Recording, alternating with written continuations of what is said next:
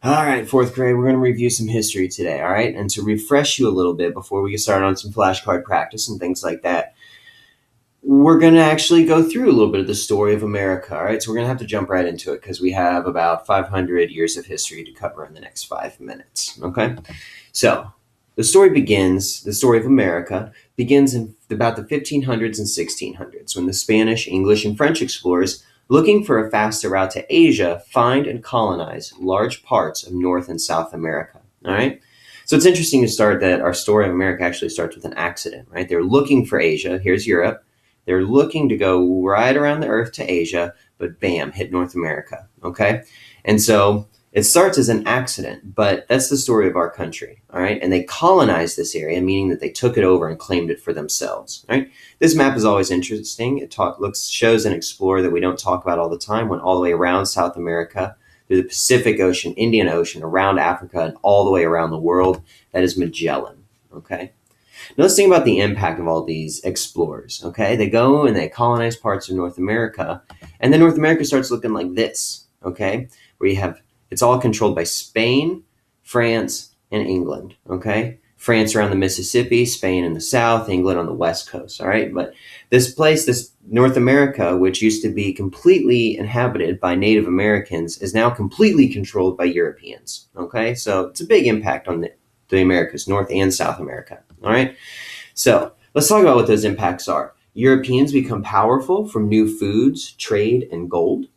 Native Americans become weaker from diseases, and Europeans colonize and control the Americas, just like that map we looked at. All right, so I'm going to show you a document to prove my point. I'm a historian. We like to prove our points with documents. So Europe, you go from a population of about 36 million to a population of about 120 million. You see they're becoming bigger, they're becoming more powerful. Now look down here at the Americas. We have a population go from 39 million to 13 million. It's about a third of what it once was. Okay, so their population is shrinking. They're becoming weaker. All right, if you're not into the whole numbers and words thing, here's another document. All right, this is a primary source. It's actually created at the time of contact between Europeans and Native Americans. Okay, and this shows how disease impacted the Native Americans. All right, you see these lines here can signify coughing. You see the sores on their skin. You see they're laid down and they are sick. These are all clues that show me that the Native Americans were badly impacted by the Europeans. 1700s brings us to the Revolutionary War. Now, you covered this in some detail, so I'm not going to go over it as much, but some important people. George Washington, the first president and general during Revolutionary War. Thomas Jefferson, author of the Declaration of Independence. Okay. And speaking of important documents like the Declaration of Independence, there are two that we need to know about the 1700s. Declaration of Independence can be called America's birth certificate. Document written by Thomas Jefferson that separated America from England. An important quote to help you remember: "We hold these truths, that all men are created equal." All right. The Declaration of Independence, Thomas Jefferson, all men are created equal. All right. Separated America from England. Started America as a new independent country. All right.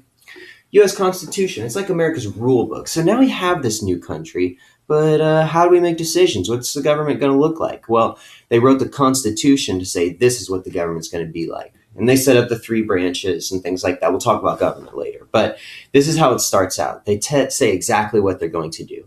"We, the people of the United States, in order to form a more perfect union, establish justice, ensure domestic tranquility, provide for the common defense," blah, blah, blah. It means that they're going to defend people. They're going to ensure tranquility or peace. They're going to establish justice and courts. They're going to make a more perfect union. They're going to unite and work together. Okay? The U.S. Constitution, America's rule book, sets up our government. Now you get the early 1800s. Our new nation, America, is growing. So President Thomas Jefferson doubles the country by buying Louisiana from France. This is called the Louisiana Purchase. Doubles the size of the country.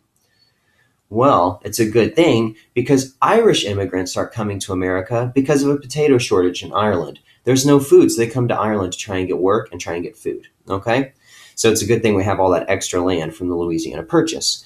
And they have all this extra land, all these extra people, and that's when the railroads come about. And the railroads are invented, and they help spread the nation. They help all these people travel to expand and grow and settle all these new areas that we just bought in the Louisiana Purchase. All right, so we have a nation that's growing, new people coming in, the Irish, and railroads, new technology. Here's the Louisiana Purchase, doubles the size. Here's the United States before, doubles it. Here's some Irish immigrants coming in from Ireland across the ocean. All right, they're settling in Boston here in Massachusetts. And here's the railroads, helping taking those Irish immigrants and other new immigrants out onto the frontiers, out to the Louisiana Purchase, where they can settle that new land. All right, the late 1800s. Now, we have a changing nation. All right, so the nation's growing. And as they grow, they start to argue. So the North and South fight a war over whether the new states could allow slavery. It's called the Civil War. The North wins, and they decide to free the slaves. So slaves are now free. You also have new technologies like the light bulb, which change people's lives, and factories and cities grow because of these new inventions. All right. So Abraham Lincoln was the president during the Civil War. We see the North was fighting to free the slaves. The South was fighting to promote slavery and keep slavery. North ended up winning.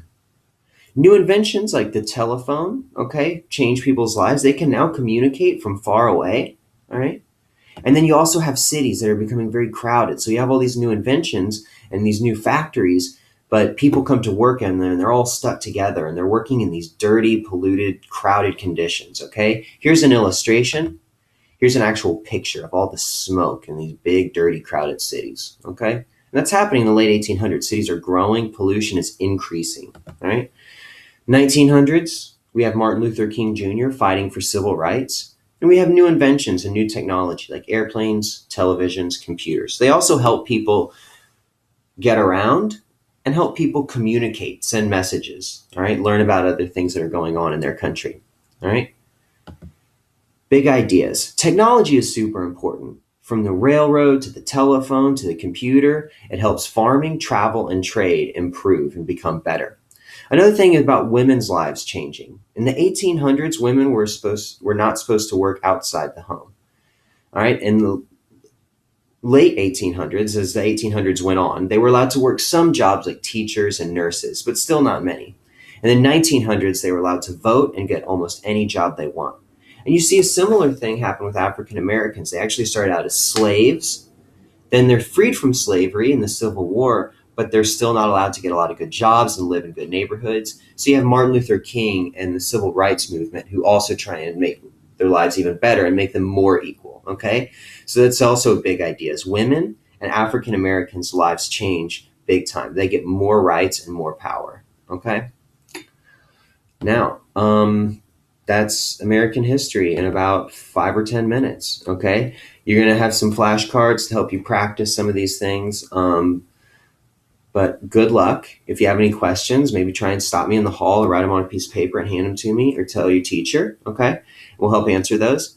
Good luck, good luck, good luck.